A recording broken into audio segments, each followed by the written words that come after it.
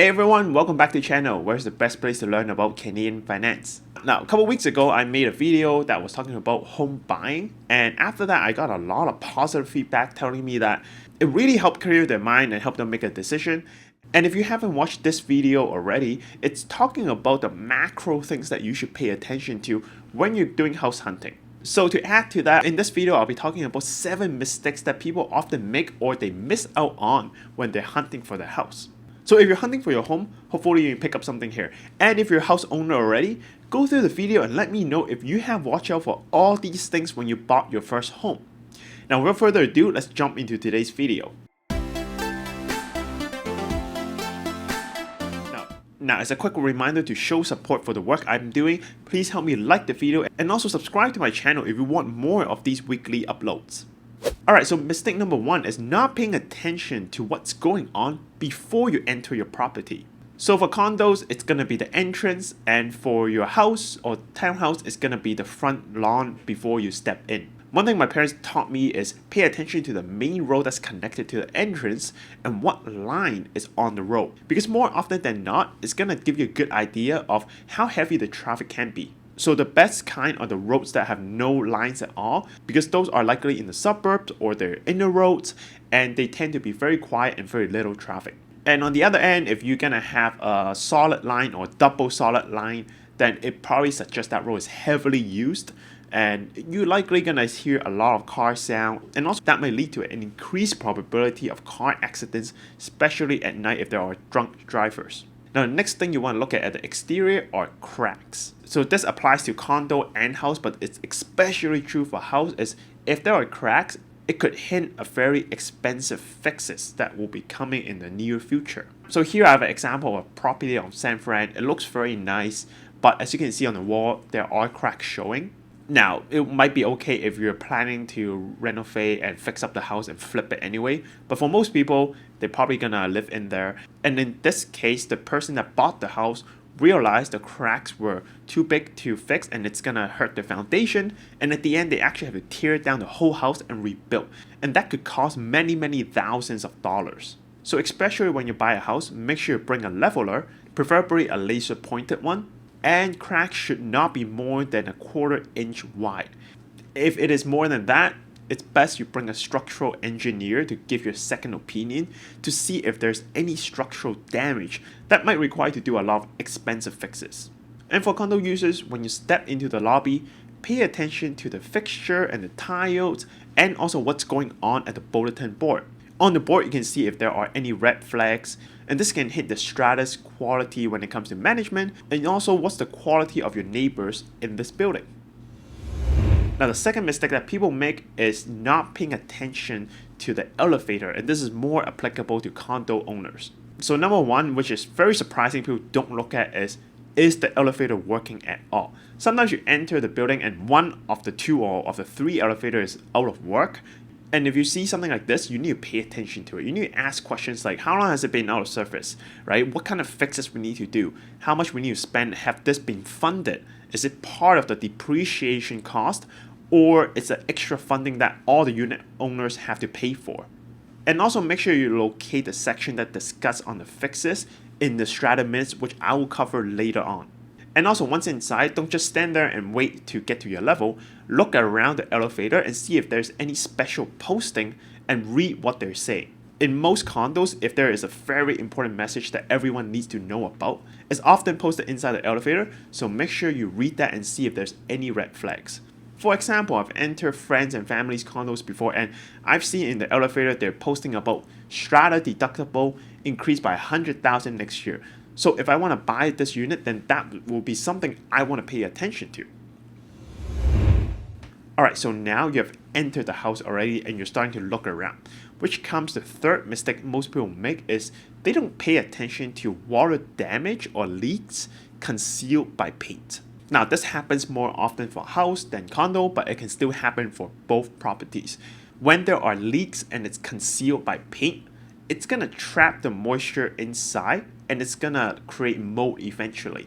Now, black mold is extremely unhealthy to breathe in. I've actually had that in my high school before, and we had to shut down the whole wing because of black mold. So what you want to do here is when you enter the house, if you're allowed, look at the underside of the drawers and the sink in the kitchen, and also at the base of tubs and toilets. And also what you want to do is look at the sheetrock under the window sills. That is usually the place where all the moisture will get trapped. So if it's soft or if it's warped, then it's a good hint that there might be leaks going on in this building. Alright, so moving on to the fourth mistake, which is not paying attention to what's going on the floor. So here mainly you want to look at two things. Number one is the quality of the tiles, and number two is if the floor is even. Now when it comes to tiles, if you see unevenness or big gaps between tiles, then this might suggest it's a DIY job or done by an amateur person. And personally, I don't really like it because it could hint that I might have to redo this work later and can cost me extra. And for testing the floor is even or not, you want to do something called a marble test, which is actually bringing a marble to the building, putting it in different areas of the house, and see if it would roll to one direction. There was actually a very interesting story about the Millennium Tower in San Francisco, which is a multi-million-dollar building with the cheapest unit worth 1.5 mil and the top one's worth over $10 million. It's one of the most expensive buildings in that area, overlooking the Bay Area, and it turns out to be not livable because it failed the marble test. It's rolling to one side consistently, no matter where you put the marble, and eventually, people looked at the structure and realized the tower was actually sinking because it's built on sand. Now there is a huge lawsuit actually going on about this. It was built and turns out no one can live in there, but it was just interesting. A newly built, most expensive, multi-million-dollar condo failed the marble test. So when it comes to houses, eventually your house is going to settle into the foundation, right? That's a natural thing. But if it settles too aggressively, then it's going to sink all around with the center coming up. So it's going to create like a hump on the floor. Now this is called deflection, which is the shape of the house is getting bent because of the heavy load that's putting on top. Now, not all deflections are bad. Some are actually very good because it means the house have the chance to settle further into the foundation. And it's going to create kind of like an earthquake-proof effect on the house. So what you want to do if there's deflection, you want to request a report of any work done by the previous owner on the foundation. If work has been done and adequately, then you're good to go. Alright, so moving on to the fifth mistake that a lot of people make is they actually don't sniff the house. So as funny as it sounds, but it's actually very recommended you smell every room. And also, if you step in and there's a heavy smell of candle or freshener or baked cookie smell, then it could potentially be a red flag because there might be odor they're trying to cover. And if there's odor in the house, it could either come from leaks, or there's molding, or there's sewage problem, or just pets peeing on the carpet, and that's what you're smelling right now. So some of these problems might be very easy to fix, but if you realize the smell is coming from the outside or from the neighbors, then you might have very little control over it, and you're going to consider if there's something you can accept before you make the purchase. And the second last mistake that people don't do is they don't listen when they enter the house. Now, some open house is going to play some music or radio and create a better vibe, so it's not dead air all the time once you step into the house. But what you should do is ask them to turn off everything so you can listen what the actual noise level is when you're living inside the house. This is especially true if you're living inside a condo and you're either living in high level or you're near a SkyTrain. Because for example, I'm living on the 31st floor. I sometimes hear ambulance and police cars going by, even if they're happening 10-15 minutes away from me. So what you really want to do is have total quietness and just listen for 5 to 10 minutes as you look around the house and see if you can hear any noise, and also have a chance to let the SkyTrain pass by at least once. Also, if your unit is facing the west or the south, know that during the afternoon or summertime, if your unit is not AC controlled, it can get extremely warm and you might have to open windows and doors, and that could greatly amplify the noise that you're about to hear. So the last mistake that people make is they don't spend the time to read all the documents available to them. Now here I will recommend you to read through the inspection report in detail and read through the homeowner history documents to see if there's any add-on to your house. And if there is, check if it's up to code and if they got the permit to build it. Because the last thing you want is, for example, you see a new beautiful deck that's being built. It's part of the house, that's why you want to buy it. You bought it, you realize it doesn't have a permit, and city people come by and it's telling you to take it down. Now, technically, all these things should be disclosed already, but you still want to make sure you check it over. And for condo, which is even more important, make sure you read the strata minutes. So here are some tips that I can offer you.